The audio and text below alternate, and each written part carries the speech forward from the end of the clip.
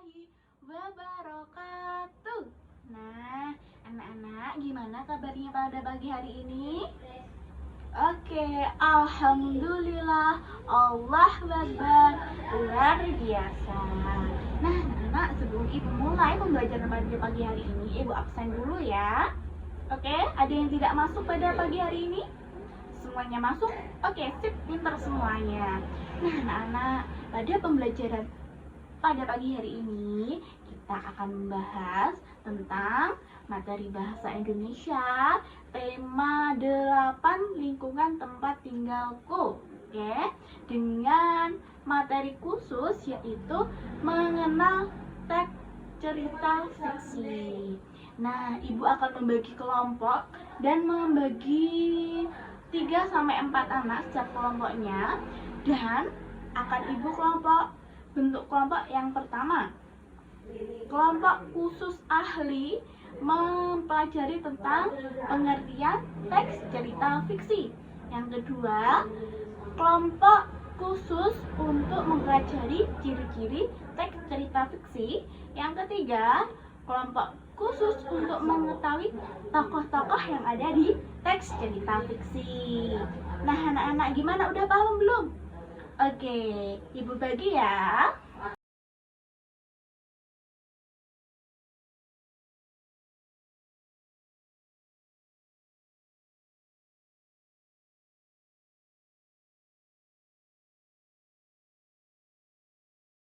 Anak-anak sudah mengumpul dengan kelompok masing-masing?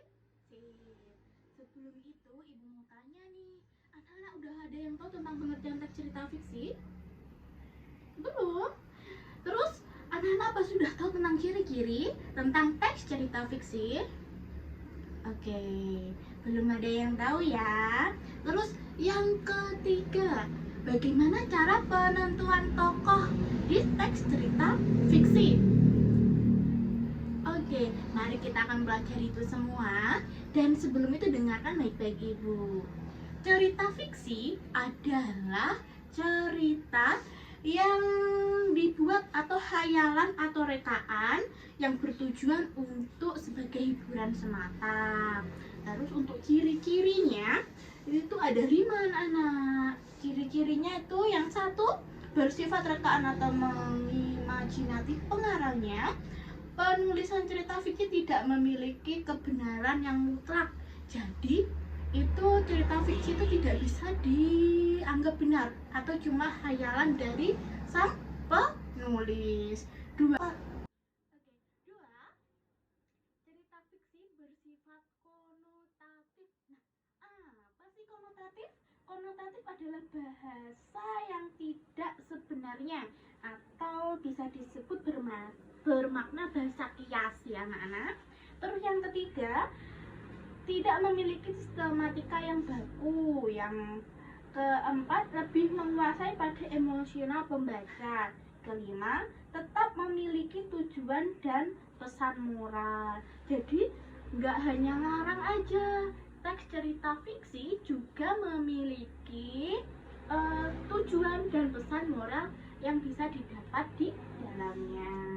Nah, untuk cara mengetahui tokoh nih, kita harus tahu dulu apa sih unsur-unsur teks cerita fiksi. Itu ada 10 anak-anak. Tema, tokoh, plot atau alur, konflik, klimaks, latar, amanat, sudut pandang, dan penokohan itu sendiri ya anak-anak. Di penokohan itu sendiri kita harus teliti dan menganalisis setiap bacaan. Mana tokoh yang disebut itu berarti tokoh yang kita bisa gunakan atau disebut sebagai jawabannya. Oke, sudah mengerti apa belum? Sudah. Ibu akan membagikan ini.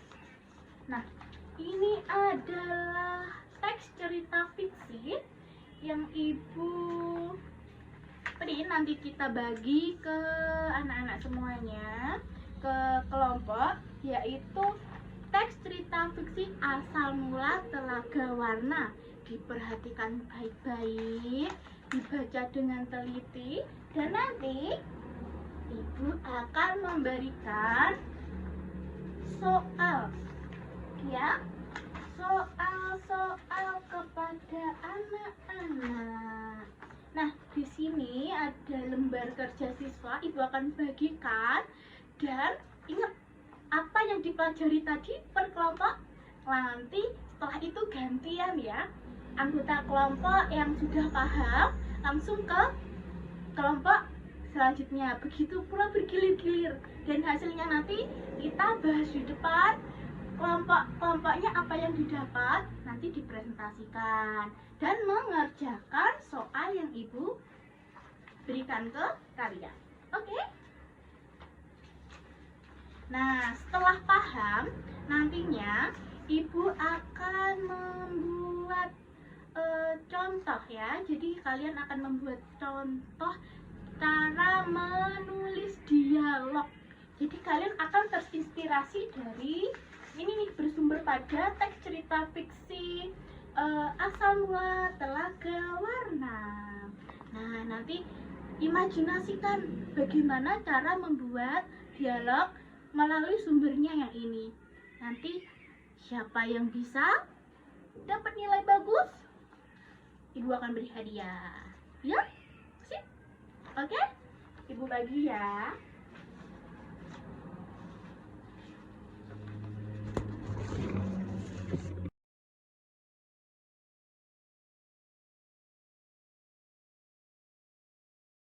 Anak-anak sudah menampilkan apa yang didapat dari pembelajaran menganalisis teks cerita fiksi. Hasilnya bagus, rata-rata sudah mengerti apa itu teks cerita fiksi, terus ciri-ciri teks cerita fiksi, terus bisa menganalisis tokoh yang ada di teks cerita fiksi. Sip, semuanya pintar, baru cuma ada satu anak yang sudah paham sebenarnya, tapi untuk penerapannya harus belajar lagi. Sip, sudah pintar ya. Nah, sepertinya pembelajaran pada pagi hari ini sudah selesai. Mari kita tutup dengan berdoa bersama-sama. Ibu pimpin doanya ya.